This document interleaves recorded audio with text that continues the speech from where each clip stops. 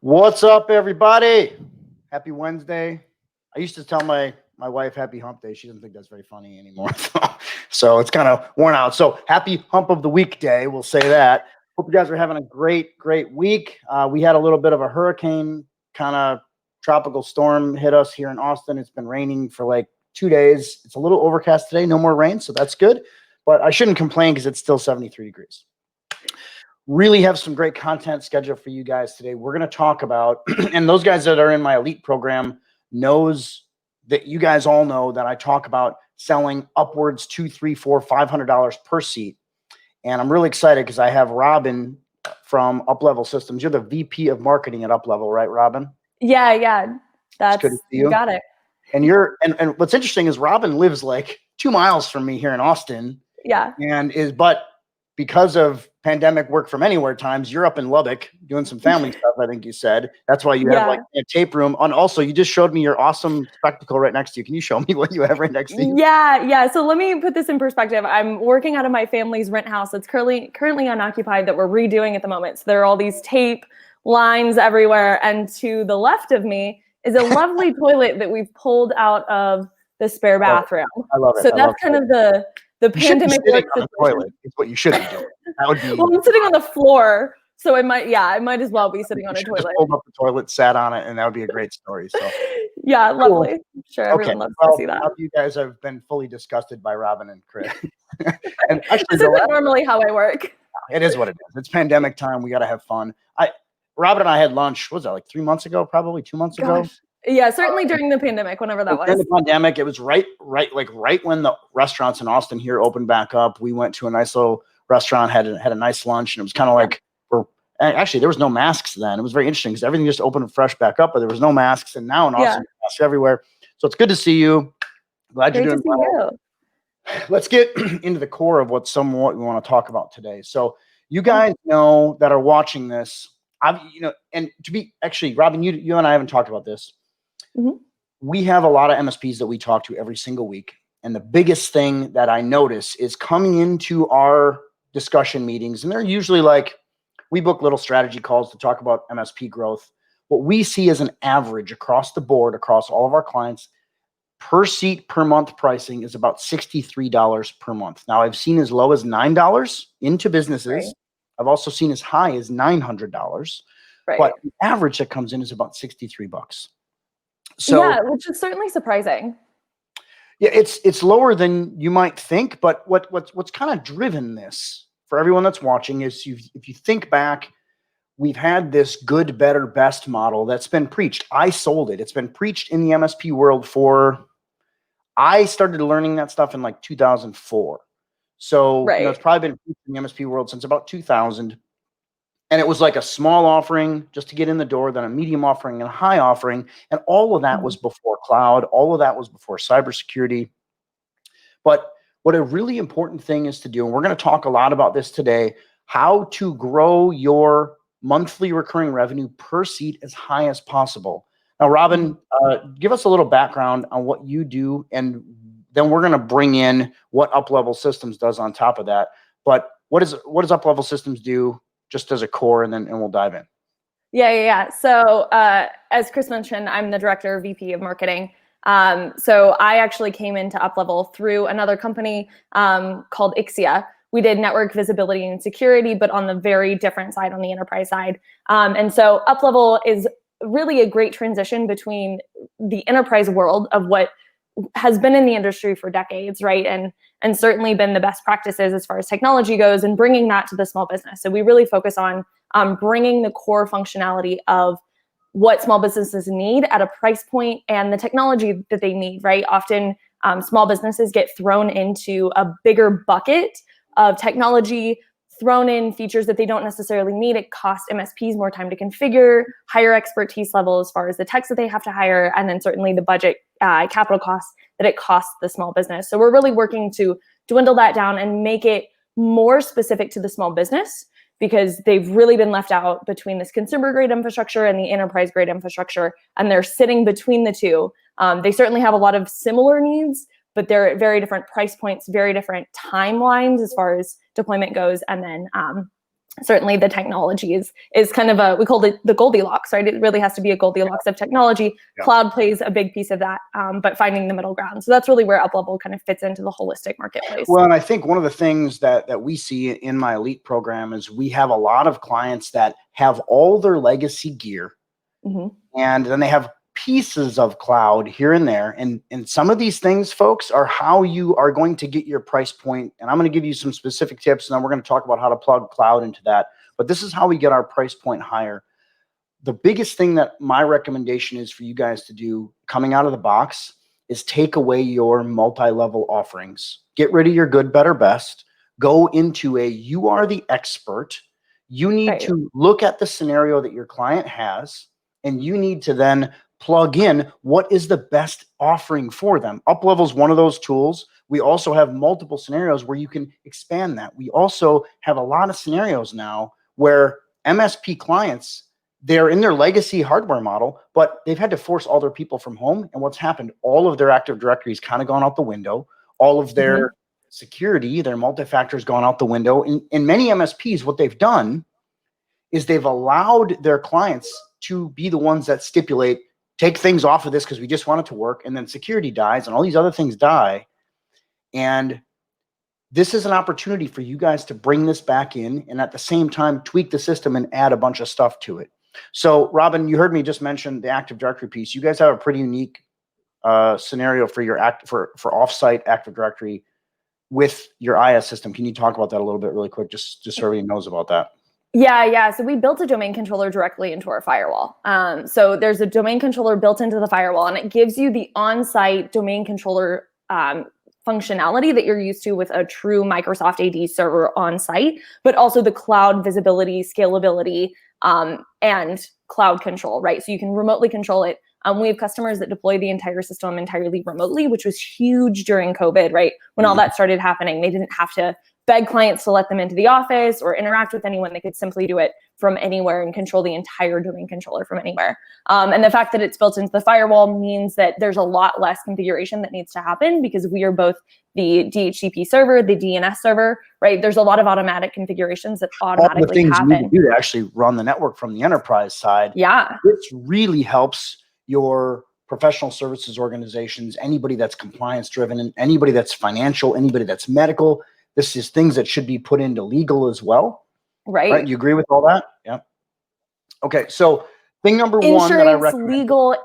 Yeah. We're having a little lag, just so you know. So I'm going to work through it best we can. I think it's because you're working on the toilet.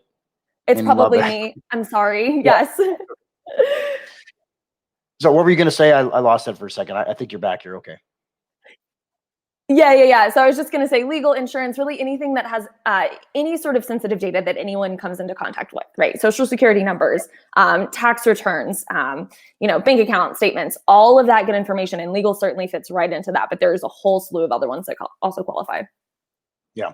So thing number one that I mentioned, get rid of your good, better, best model. Thing number two, do an actual risk assessment. Make sure you're looking at what your client has. Now, a lot of times we see a scenario, we get these kickbacks all the time inside of our coaching. The client doesn't want me to do that. The client doesn't want me to look at this. They just want to quote. You have to be comfortable saying no. You have to have a sales process that you follow. So you have to get rid of your good, better, best model. You have to do a risk assessment. And then you have to make sure, this is thing number three, that you actually have a true sales process that you follow that delivers all of these things in a controlled path to your prospect. All of this is sales, folks. This is all talking about sales. Robin, I know you guys have that at Uplevel. I also have this in 7-figure MSP, doing the specific things that drive people into being ideal clients, right? That's very key. Yeah. Now, talking about entirely. And I think we have some delays, so go ahead. No, that's okay. We'll work through it. I think there was this common misconception that people wanted more options. And the reality is people want to be really confident in the choices that they make, but they don't necessarily want to have more options. And certainly when it comes to IT, if you're dealing with small businesses who it is not their expertise to go through IT, and they don't understand the individual nuances and itemized list of what the MSP is offering. So you've just got to come in with a really confident, very thorough quote to them and explain why you have each of those items, but don't give them more options, right? Because the more options they have, the more confused they are, because it's not their everyday expertise, right? The same reason why Netflix has one option, right? They have one platform, they have one price. So, well, and it's interesting, as their business has matured. You spoke about Netflix. You guys remember that Netflix had like 3 or 4 or 5 plans years ago. Now they basically only have one plan, and that's all it is. They've gotten rid of the DVDs, and it's streaming only, and that's all they have.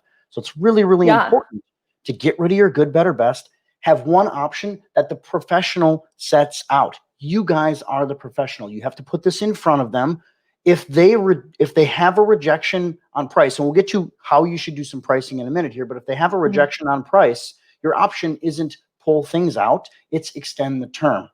And if they want the term reduced, then you add more expense. That's how everybody's used to doing that already. Think about cars or anything else that we buy. We are used to, when we want a cheaper car price, how do we get a cheaper car price? We either put more money down or we extend the term. It's really, really, really simple, and everybody's used to it. But for some reason in MSP, we don't do that. So next thing that I would recommend that you guys really make sure you do is you have to focus on solving the entire solution for the client. Now look at the troubles they're facing.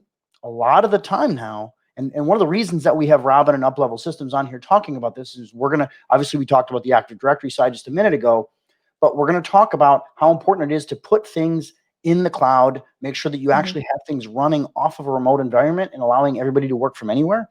But the biggest thing you have to do is solve their problem. You don't go in there and think about how you're selling now. You're selling widgets. I'm selling a seat and it's got all this stuff below it. I'm selling a server or a PC and it's got all this stuff below it. I'm selling a server seat and it's got all this stuff below it. I'm selling backup, antivirus, anti-spam, and they become commodities. So what we have to do is bundle it all together, solve the problems that the client has, and push this in front of them. It's very, very key. Now, Robin, from an Uplevel standpoint, what things have you seen from an out of the office standpoint that have enabled MSPs to charge more money?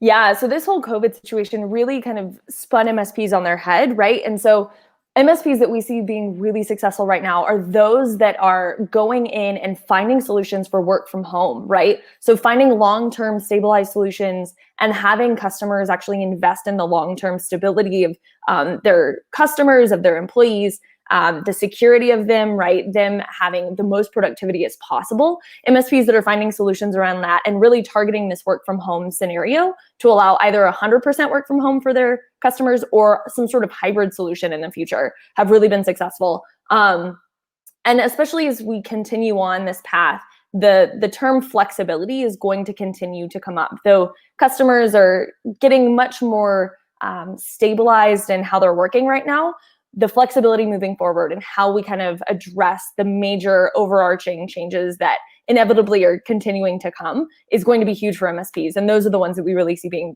the most successful right now.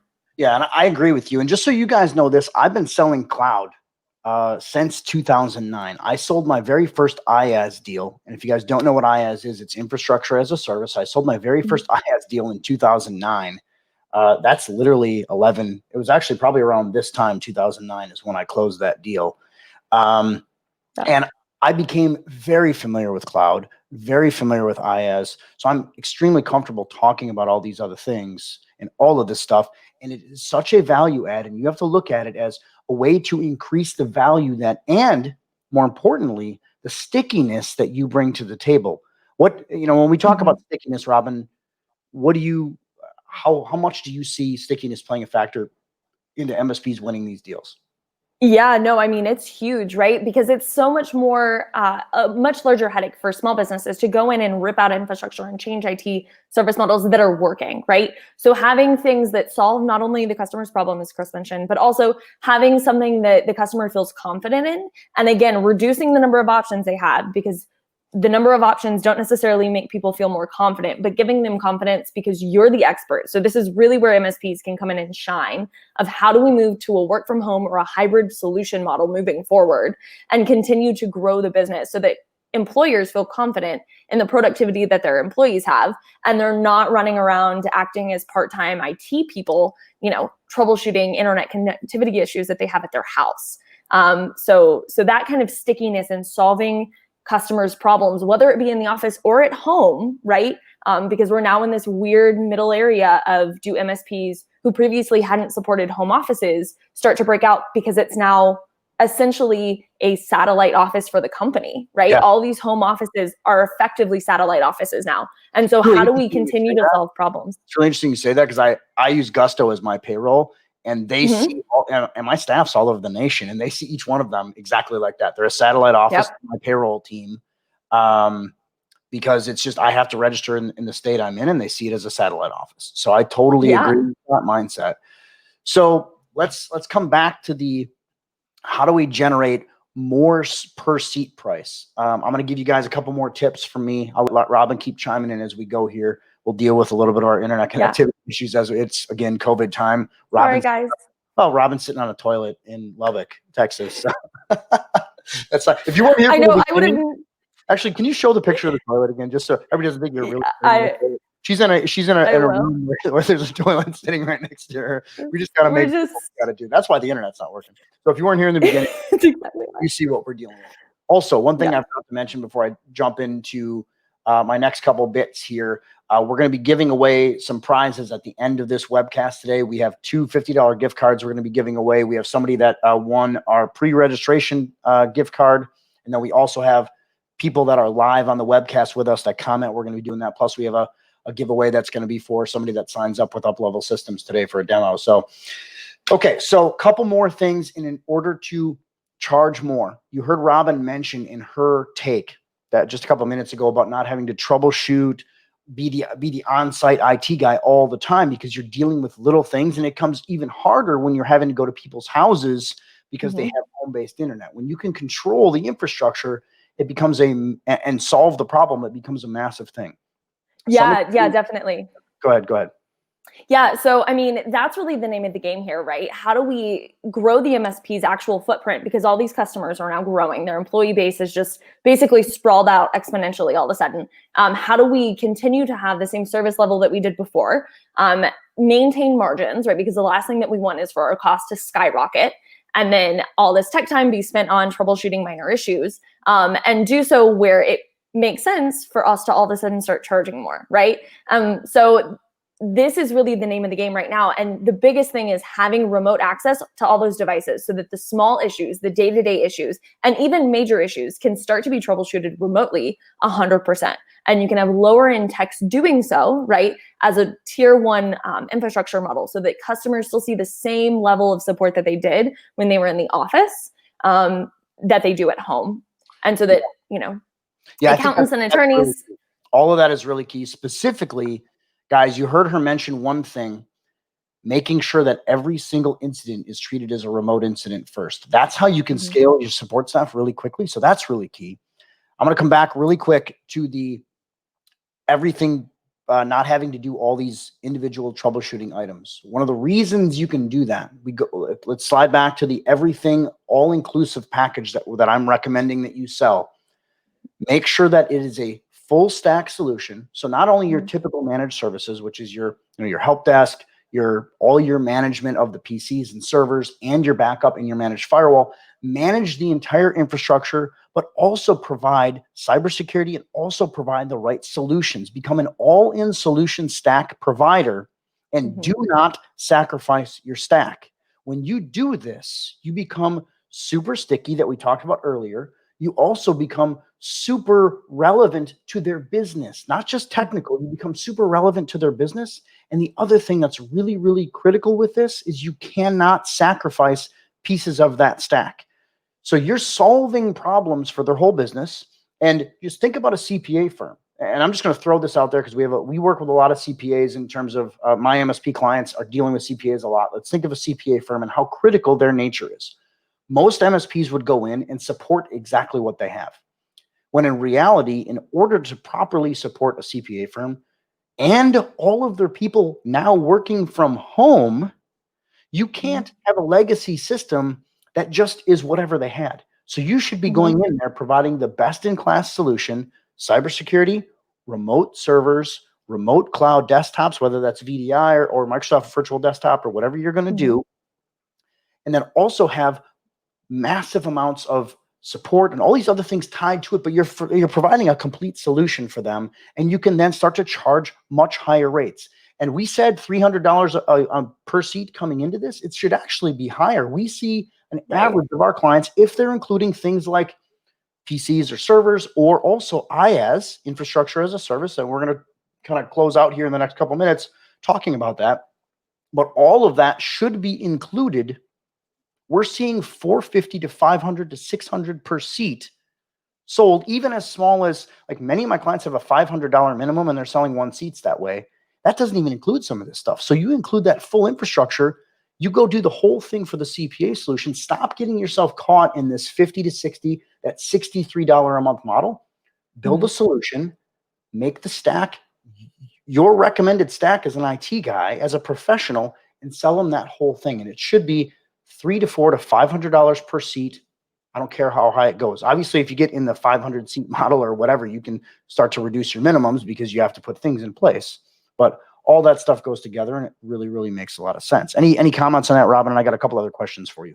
Yeah. So I think the biggest thing in that is actually doing a lot of due diligence beforehand, right? Before you write proposals, making sure that you are actually being the expert and doing a lot of background research of what the customer needs, and where their issues lie and how you can best solve them as the MSP, right? Because you're the expert, you really have to take that and run with it. And that way you can sit there and sit behind whatever number you throw out, whether it be $300, $400, or $500 a seat.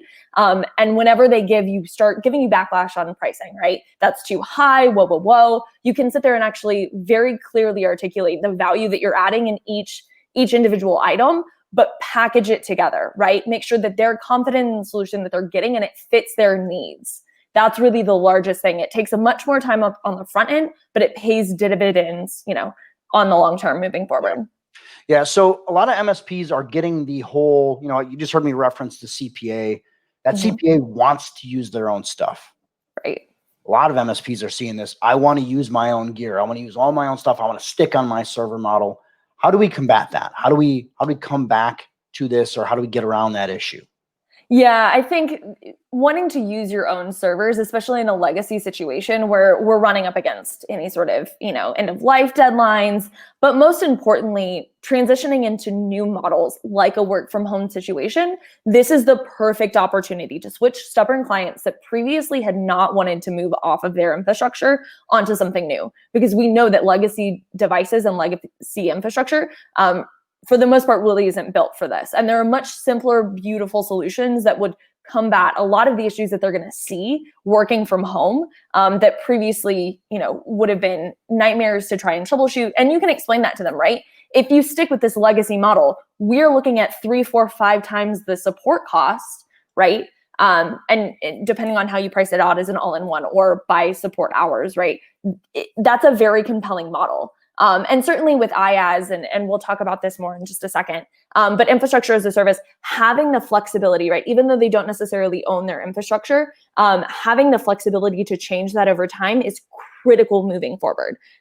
Customers that want to own their own infrastructure are stuck to whatever they purchase for 3, 5, 7 years, right? And we have no idea what 6 months from now looks like, whether we're in a hybrid solution model where we need to work both from home and from the office, or entirely remote, or we're all back in the office. So the flexibility of having infrastructure that changes with you over time and is able to scale up and down as you need is going to be critical moving forward. And I also see, one of the mistakes that I see MSPs make a lot related to cloud or some of these other things. You guys remember like 5, 6, 7 years ago, cloud was like the big next thing, but it was always pitched as save all this money with cloud. And I don't think cloud should ever be pitched as a money saver. I don't think you should be pitching IT services as a money saver as a whole, especially managed services as a whole, but it should be flexibility, security, compliance control. Those features are much more flexible and powerful. Reliable. Right? Yeah, biggest. Cheap does not mean reliable. Yeah, I agree. Yeah, can you expand on that a little bit for me?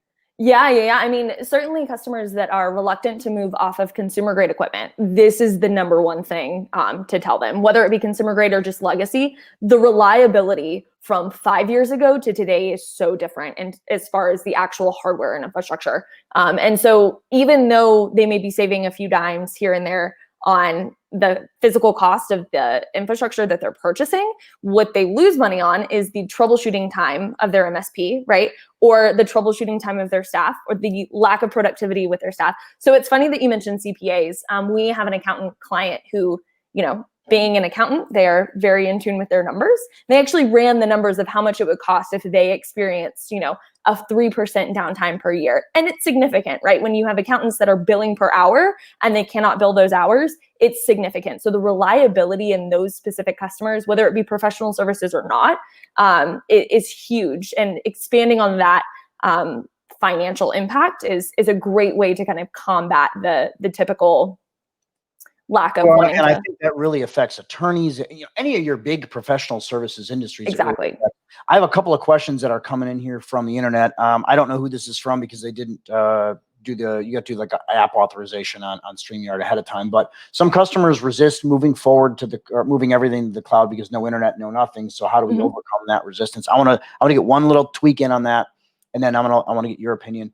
First thing I'll say with that, we're kind of not in that world now anymore. If you think about COVID, and I understand you may be thinking that way. I understand the question just came in right now, but we definitely have issues where everybody's all over the place now.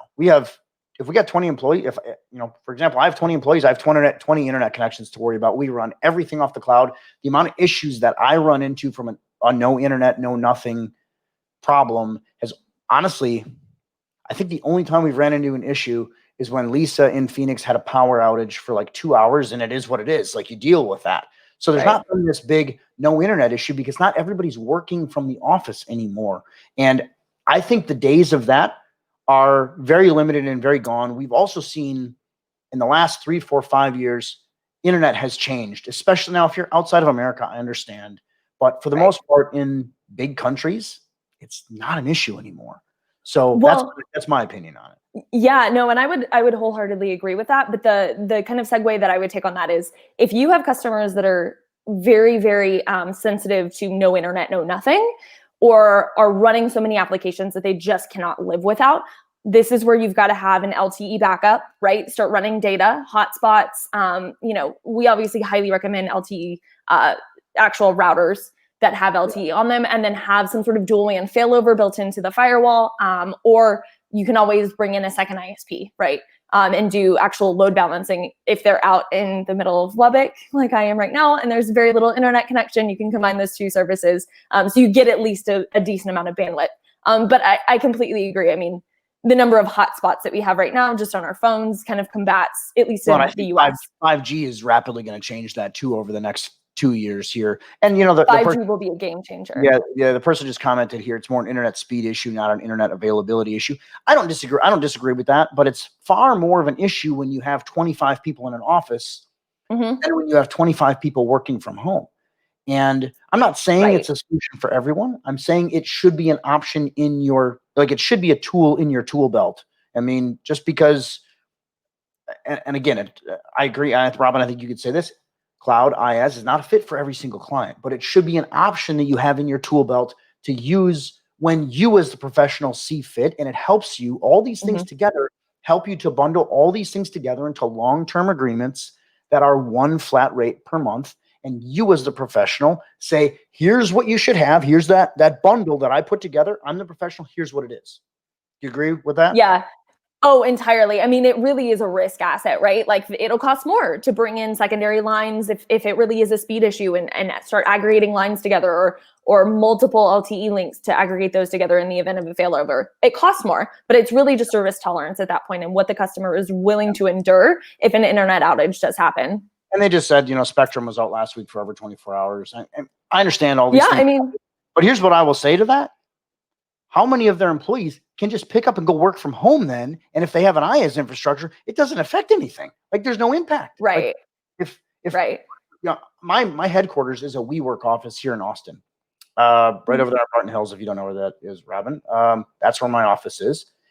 Internet was down there like 2 months ago for a whole day. You know what I did? I went home.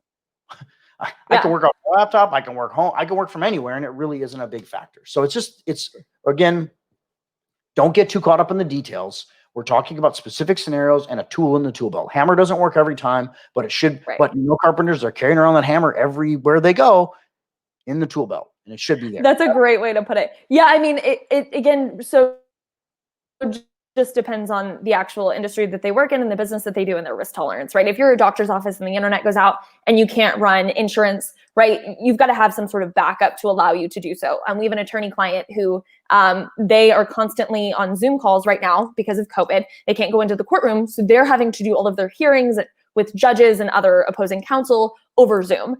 If an internet outage happens, it's not okay, right? They have to entirely reschedule everything. Then they have to bring in additional counsel. It costs the customer way more money, right? So those aren't allowed to happen. Their risk tolerance is much lower to any sort of outage or blip. 24 hours isn't in question. So it really just depends on the client. Yeah, here's a really great question, and I like this one a lot. And I'm going to go on this one, Robin, and then I want to get your input as well. How do you treat pricing with the client scenario? Oh, this is just a part-time employee. So part of this is the mindset of you treating that as a widget. It's part of the solution. Do you have to manage it all the time or not? Now, you're welcome to flex the pricing up and down if you want to, but you still have to manage the seat. So my suggestion is don't worry. When you're going and treating it as a part-time employee, again, it's not an individual seat, it's a solution.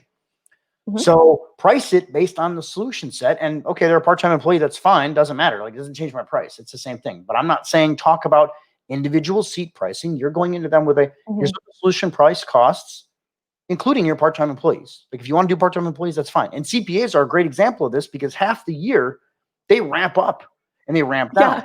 We have multiple clients in our elite program that 6 months out of the year they charge more. 6 months out of the year they back it down. It's okay as long as you're flexible and clear about it. It's not hard, but you're providing a solution to a problem, not a per seat price. There's a big factor there. Thoughts? Yeah, I mean, we talk about per seat prices, but the reality is you make a great point, right? You're solving the issue for the entire company. So at the end of the day, you're really providing a solution for everything, whatever that entails. And we think about it on a per seat price for the MSP perspective, but for the client, they really don't care what the per seat price is. They care about the holistic, what is this going to cost me? And as far as the part-time employees, I think that really just depends on the client, what they need as a solution, and how part-time is that employee, right? I worked at a law firm all throughout college. I was the most part-time that you could get, right? 5 to 10 hours a week. That obviously isn't the case, right? Is it a contractor who's really working 40 hours a week, but they're just not on, benefits or anything like that, right? So I think it really just depends on what the individual client needs. Yeah. And I think, the thing that I want to continue to reinforce to everyone watching, don't get overly caught up on the details. I see a lot of comments here that are very deep, like this specific scenario doesn't work. That happens in everything, in every scenario in life, but it's usually an anomaly, not the normal. So make sure, again, you have the baseline things that I was talking about with the agreements and the bundles and all the other things that you're putting into place, the all-inclusive pricing, all this stuff being a solution to a problem on a long-term agreement. And then you modify that. You're solving a problem for the client. It becomes a business discussion. Yeah. That's what's key. Don't focus on all the details. Those things don't really matter that much. It causes paralysis by analysis. For the most part, you're the one worrying about this. Your client isn't worrying about it that much. There's all these different variables, but blast past this stuff mentally. It's hard sometimes because I know there's probably been some specific scenarios where a client has gotten caught up on it or whatever, blah, blah, blah. Right. But try not to get caught up on it too much. A couple other things I just want to hit. Let's see here. Actually, this is one of my clients, Wit. Let's see what he had to say here. I feel like at least for professional services, IaaS should always be a fit. No internet at the office, go work from home, and internet outages still will disrupt their business regardless of legacy systems or IaaS. Even more of a reason to push for IaaS. I think that's a pretty wise statement. I don't disagree with this. We also had somebody else say above here that we've been selling our IT company has been cloud-based for 10 years. You guys heard me say that I sold literally in 2009, I sold my first IaaS deal. It was a fit back then. It was a 17 location hardware store. Yeah. Perfect fit. We had charter internet in Milwaukee. It was not an issue. The amount of times we had problems, we also, and I'll give you another, we also went into Ronald McDonald House in Milwaukee. They had DSL from TDS Metrocom, and it was terrible. So I understand the other side of the cloud side. We had to actually go back to legacy. Since then, internet has changed. It's evolved. We have all these different things. So my point, don't get too caught up on it. It should be a tool in the tool belt that you use to solve a problem. How you get your seat price higher is by adding more solutions to the stack, making your stack mandatory. All these different things, and the stack is the solution. That's mandatory. Do not sacrifice that, because if you sacrifice that, you come into liability issues, you come into risk issues. And I want to segue into risk issues a little bit from a cloud standpoint. And for those of you that don't know what I mean by risk, the biggest challenge your clients are facing right now, whether you're supporting it or not, is the data on their networks is a massive risk. Agree with that, Robin? Oh, entirely. Right? So entirely. From that standpoint, you have to look at what systems are you putting in place as an IT professional, as a managed service professional, as a managed security professional. What systems are you putting in place to properly mitigate that risk or reduce their risk footprint? IaaS is a massive way to do that. Legacy systems are a massive way to not do that. Any feedback from you on that? I want to hear your thoughts. Yeah, I mean, especially right now, right, with everyone working from home, and kind of back to this flexibility of IaaS, right? We're really in a pivotal point right now, and transitioning what we typically thought of as IT infrastructure and how businesses tended to look is dramatically changed, right? And so, especially right now with work from home, we have clients with children on the same network, with other spouses and other family members on the same network. And so this has become a huge data security issue on the network to make sure that our clients are still being provided the security that they need, right, as an MSP that we're liable for, and then moving forward. But back for a second about sacrificing your stack. The other major issue that comes into play whenever you start sacrificing your stack is the fact that you actually open yourself up to other unforeseen issues, and it dramatically increases your tech time, right? So you all of a sudden are no longer streamlining your processes, have a specific playbook that you're playing by. When you start to ad lib for specific customers and make random, exceptions here and there, if they're not systematically thought out, you easily open up the door for unprofitable customers, for lost inventory, for lost revenue, all those different issues that come into play. That's pretty. So this is why we constantly. Yeah, that's pretty wise words, actually. And it's very interesting because when I had my MSP, we had one solution that we provided. I called it the Southwest Airlines model. I don't know how familiar you are with Southwest Airlines. They basically have how many different types of planes do they have? You know that? One. They have one type of plane. All their planes are the same. Yeah. Means that how many times do they have to train their techs? You think about like American Airlines or United or some of these other, they have all these different types of planes. So they have all these different type of experts. What Robin's talking about goes right along with exactly that. So by having a singular product, a singular stack, everything's the same for every single client, it reduces tech time. It also makes it, you heard her mention in the open about every single ticket should be treated as a remote incident. It's exactly what was written into my agreement. Robin, you and I have never talked about that. It's exactly what was written into my agreement. Every single call that came to our dispatcher, we determined the severity and it went down to a tech. And it was not like, you have to dispatch a tech immediately. We determined if it was a remote need or not. And the IaaS side, cloud, makes it so you can treat far more things because the server infrastructure is not a variable anymore. It's a control. And the variables come into usually stupid human problems, and very rarely is it the hardware. And then when we had a hardware issue, it was just a swap out. And we put, for our best clients, I'd say 90% of clients, we had a spare system sitting at their network. Okay, here, go grab this, boot it up, log into it. You're good to go. Okay, good. You're fine. Go. And it reduces. Yeah, I mean, the spares are a great example. Yeah. Right. When you have, it's kind of the same thing. So my family obviously has a rental property here, and all the houses are painted the exact same color. We use the exact same tiles in the bathroom, right? Everything is done the exact same. And the question is why? Well, we can then go buy everything in bulk. And if anything happens, we know exactly what paint color it is and what tile to use. And it's the same process with tech, right? If you have clients that are all on very similar or the same stack, you now all of a sudden only have to keep a certain number of spares in your office. And if anything ever happens to one client, you know exactly where the server is, you know exactly what to replace it with. And you have all those spares sitting on hand, as opposed to having to buy them one-off or training techs one-off or all these individual cases.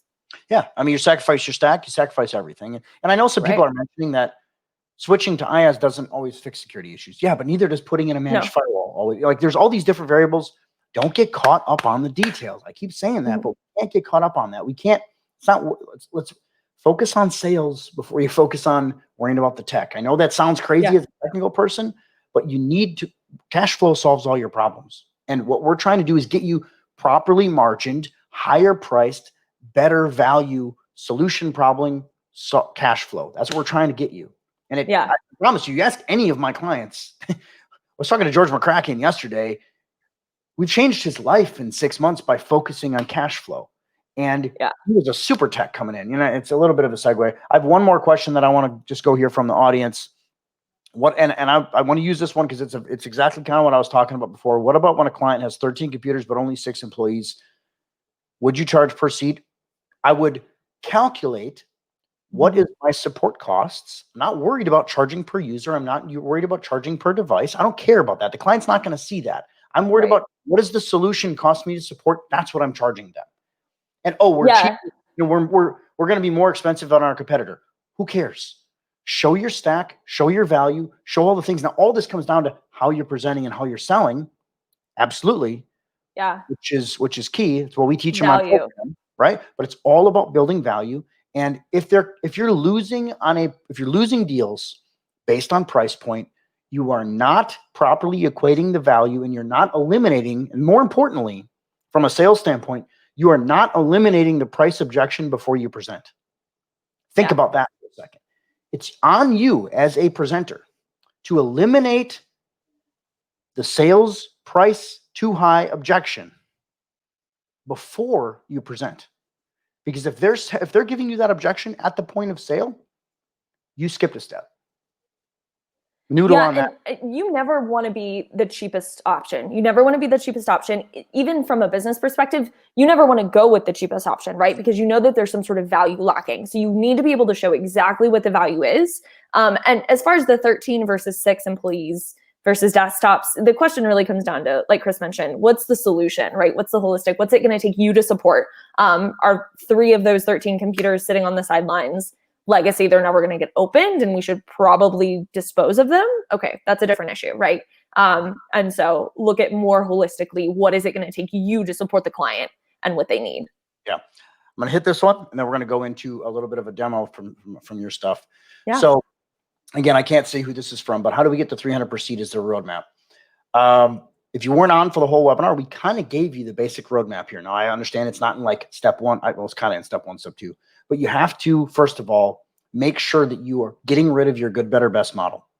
One price, one solution. Your price should be, your baseline price should be about $300 a month per seat. You should include a full managed services suite with that. You should include your full server management suite with that. You should include firewalls, all that kind of stuff. My recommendation is then you look at the solution that you need to put in, solve the problem, depending on their business, is something like IaaS a fit, or should they be a legacy server? If IaaS is a fit, then you raise the price accordingly. Again, you were starting at 200 is my recommendation price. Add cybersecurity. All these other things should go on to it. Talk about risk management. All those things matter as you're selling. But the most important thing is starting at a point of 36-month agreement, $300 a seat. Why? Why are we starting there? Honestly, because of all the things that we're going to do, we have to look at what your cost is. My suggestion is that you run about an 80% margin. And if you look at what your costs are, all these things in, you should be running 80 to 90, maybe 100% margin, but your job isn't to be the cheapest, like Robin said. So that's like your bottom line roadmap. If you guys want to talk deeper on that, feel free to book a call with us. I'll put a link in there later and we can talk about that. But it's how you present, how you position, all these different things together, and then making sure that your server solution and your desktop viewing solution is a good fit for all of your clients, which includes looking at things like Uplevel systems and IaaS. Yeah, definitely. I 100% agree. Actually, I'm going to throw this up on, because you just heard me talking about George. This is what George just said on the comments here. I just talked about him because he just killed it over the last couple months here. We've trained our clients to expect the lowest price solution. He's not saying they've done this, but MSPs as a whole. Think about this, folks. For the last 20 years, probably, we've trained our clients to expect the cheapest price. Part of why is because, and we can honestly, we can thank hacking, we can thank cybersecurity, we can thank risk, all these other things now, because it's forcing clients to change how they think about it. Now, usually it's not in a place that they think about it until after they have a disaster. It's your job as the sales team to flip the switch in their brain. Now, IaaS should be part of that. Legacy stuff should be part of that. All these other things. And this is a good question from Hans. What's a good rule of thumb? I know we're keeping going here. We actually had a 30-minute timeline for this, but these are good questions and it's good discussion. So I think Robin and I don't really care. We don't. You're just there next to a toilet. So I'm just here. But here's a good, I want this one straight for you. What's a good rule of thumb to keep client in legacy serving mode versus IaaS? Great question, Hans. I'll let you take that one. Oh, okay. What's a good rule of thumb? So as far as whether or not you should, I mean, the biggest thing is going to be what is their pain point? Where are their problems? And most often, legacy servers and whatnot will induce some sort of problem, especially in this work from home environment.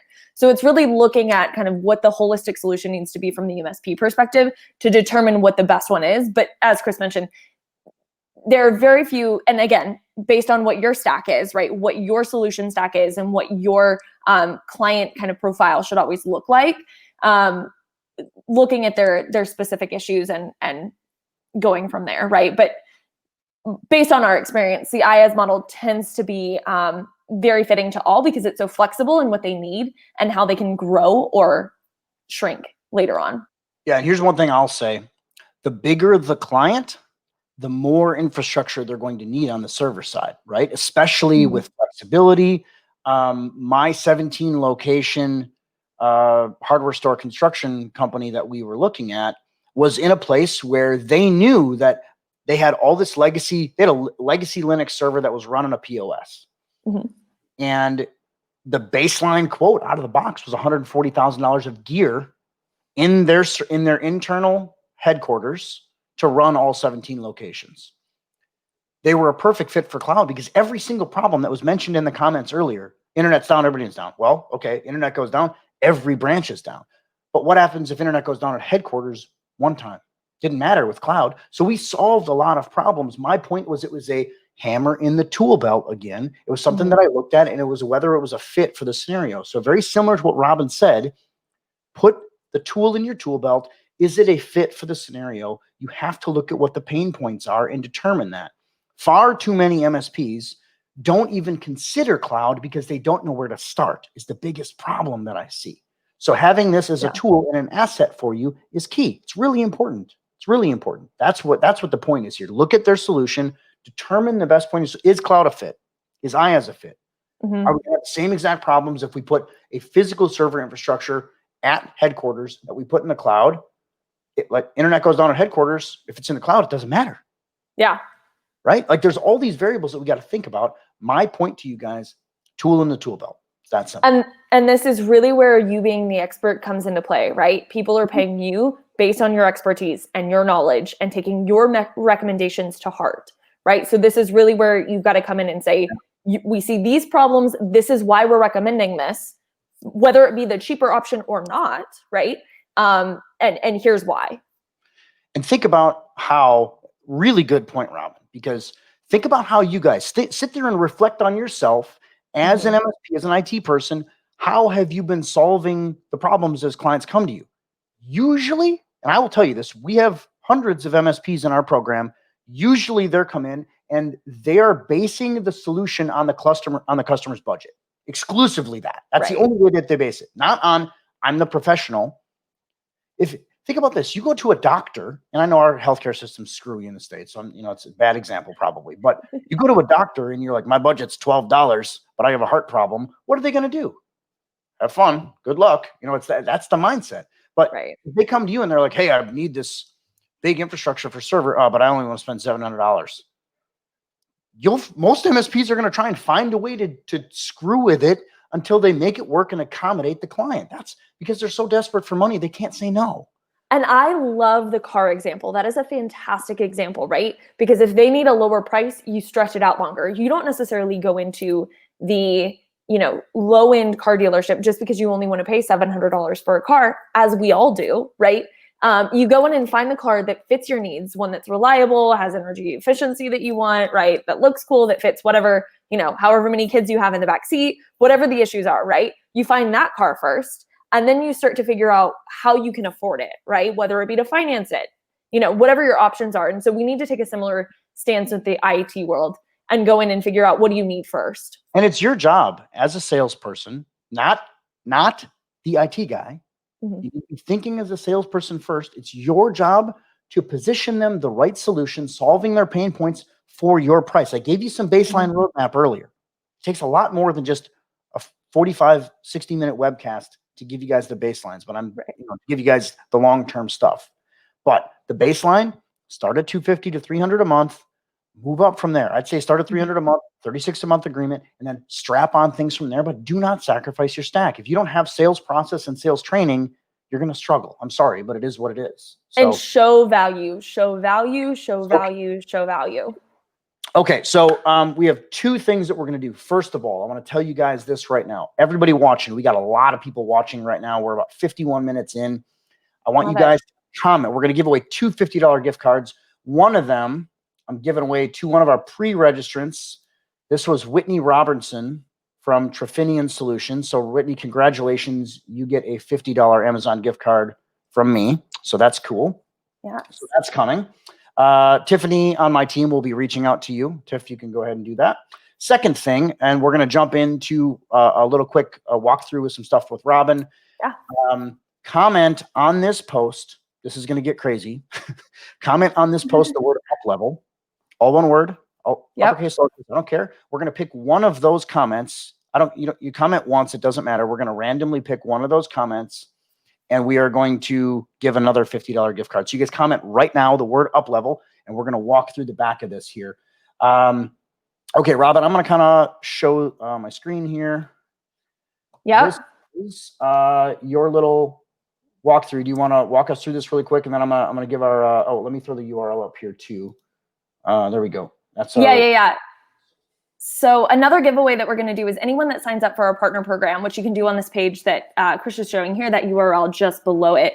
Anyone that signs up for the partner program, we're going to pick one person. We have a $500 onboarding fee that we're going to waive for one person. So for anyone that signs up, we will waive, for that one person that signs up, we will pick one and we'll waive that. For anybody that signs up, and you have to enter, if you scroll up just a bit, up to the top, you'll have to enter the promo code 7-figure MSP, right where Chris is right there.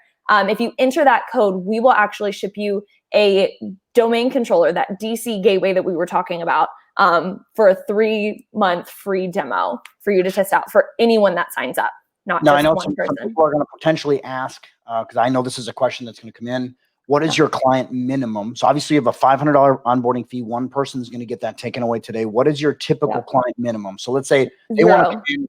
It's going to take a little bit of time to get to get rolling, to get stuff going. Obviously you may not have IaaS stuff right away, but you want to have it in the tool suite. I think you just mentioned the word zero. Is that right? Yeah. So to be a partner, it's a $0 sales minimum. Obviously, the higher the tier you are, the more sales that you have, the higher the perks. So for our platinum partners, they obviously get much more. There is a minimum there, but to be a partner, to have access to our solution, we are 100% MSP channel based. So we only sell through MSPs. If you would like to be an MSP in our channel, there is a $0 minimum to keep that going. So you guys see the URL on there, blog.uplevel-systems.com/advisor. And then you use the code. And here's the other thing. You can have people sign up on there today. They're not bound. You don't have to pay for anything. So if you get to the point of talking to Robin and her team and you're not happy with it, okay, there's no expectation. There's no requirements at this point. It's a commitment free. Exactly. So start with this. My suggestion is you guys all do this. I personally vetted these guys. Robin lives here in Austin with me. So if anything happens, I'll just go beat her up on the other side of town. Yeah, exactly. He mentioned we're 5 minutes away from each other, which is too Literally. funny. She lives over like by Rainey Street. If those of you that came to DattoCon a few years ago here in Austin, she literally lives across the street, A block away. Yeah. down in those apartments on Rainey. And I was at Rainey on Sunday, so it was a good Were time. you really? I was at Bungalow on Sunday. Now that everybody knows where I live. But don't worry, apparently I'm never there. Good luck finding you there. Okay, so or you can drive up to Lubbock, one of the two. yeah, that's good luck with that. So a couple things really quick for you guys. I'll leave that stuff up on the screen. We obviously had people, if you just joined us or you haven't commented yet, I know we got a bunch of comments that are coming in. Please comment the word Uplevel. We are going to choose one person before we sign off here. We got like 3 minutes. Let me see if we got any other final actual real questions other than Uplevel. People said they missed everything you just said. I don't know. I'm hearing you fine at this point, but hopefully we'll go back and watch the recording if anything's there. We'll also post this recording. It'll be posted, and then we'll actually, I have the native recording from here on this side. So promo code is 7-figure. You guys can see it on the screen. So go there, sign up. Promo code is 7-figure MSP. There's no cost to be a partner. Correct. One of our partners today that signs up, there is a $500 onboarding fee if you actually go into your demo, want to be a partner. Mm-hmm. But I think IaaS background here personally, you guys, if you don't know this, I said this earlier, I started selling cloud back in 2009. This is a good product, and I like these guys a lot. I love their Active Directory program. A lot of good stuff. So, okay. Tiffany, can you do me a favor? Since you're watching, can you throw me our winner while you're doing that? I'm just sending her a Teams message just in place as well. And because I can't see all the comments on the right, who they're all from. So, and we are going to pick, actually, here's what I'm going to do. Facebook user number 27. Yeah, I have a random number generator somewhere. Here it is. This thing is pretty cool. It's called Pretty Random, and you can put up all your users in here. And, oh, there we go. Tiffany picked it. Winner is Gary Metz. Gary Metz. So I can't even see who the users are on my side. So she just picked it off a randomizer is what we do. The winner is Gary Metz of the other $50 gift card. So we have first winner was Whitney Robertson. He was Robert. Mm-hmm. Yeah, Whitney Robertson from Trifinian Solutions. So congratulations, Whitney. Second winner was Gary Metz. We will reach out to both of you guys. We have your emails since you signed up ahead of time. Any final things you want to say before we part ways today? We'll be sending an email to the random winner that we choose after this webinar. So look out for your emails for that $500 waived fee. That's huge. And then, like I said, anyone that signs up with that 7-figure MSP code will ship you out a domain controller gateway as a part of the partnership. Yeah, so for everybody. If you didn't see that, there's your URL. There you go. Please use the promo code 7-figure MSP. And we'll get you guys your stuff. Thank you for being on the webcast with us today. Appreciate you guys, all your comments.